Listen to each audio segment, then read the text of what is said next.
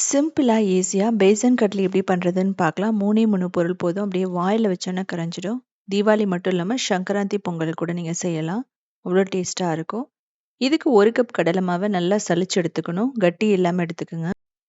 இந்த மாவை 10 நிமிஷம் நல்லா பச்சை வாசனை போற வரைக்கும் வறுத்தெடுக்கணும். சுகர் சிரப்புக்கு 1 கப் சர்க்கரை, 1/2 கப் தண்ணி ஊத்திட்டு 1 கம்பி பதம் வரணும். இப்படி வந்தா மட்டும்தான் கட்லி ரொம்ப பெர்ஃபெக்ட்டா வரும். ஸோ இதுதான் 1 கம்பி பதம். நீங்க வெல்லத்திலயும் பண்ணலாம்.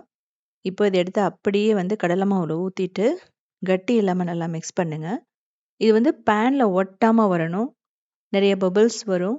நூல் நூலா வரும். அந்த டைம்ல நம்ம எடுத்துடலாம். இதுல கிட்டத்தட்ட ஒரு 1/2 கப் நெய்ய நம்ம கொஞ்சம் கொஞ்சமா ஊத்தி மிக்ஸ் பண்ணணும். ஸோ அந்த நெய்ய அப்சர்வ் பண்ணிக்கும். அதுக்கப்புறம் நீங்க திரும்ப நெய் ஊத்தணும். இந்த மாதிரி ஸ்டேஜ்ல திரண்டு வரும்போது, அப்படியே எடுத்து நம்ம பிளேட்ல போட்டுருவோம். இதுதான் பார்த்தீங்கன்னா, கரெக்ட்டான பதம். அதுக்கப்புறம் இம்மீடியட்டா ஈவனா ஸ்ப்ரெட் பண்ணி விட்டுருங்க. ஏன்னா, இது ஈஸியா செட் ஆயிடும். அதனால, நீங்க பட்டர் ஷீட்ல போட்டு போட்டு கூட நீங்க மாவு மாதிரி நம்ம தேய்ச்சு எடுக்கலாம். இது ஒரு 20 நிமிஷத்திலேயே செட் ஆயிடும். ஸோ, நம்ம தேவையான ஷேப்ல நம்ம கட் பண்ணிட்டோம் அப்படின்னா, ஒரு ஏர்டைட் கண்டெய்னர்ல போட்டு வச்சுட்டா, கிட்டத்தட்ட ஒரு 1 மந்த் வரைக்குமே கெட்டு போகாது.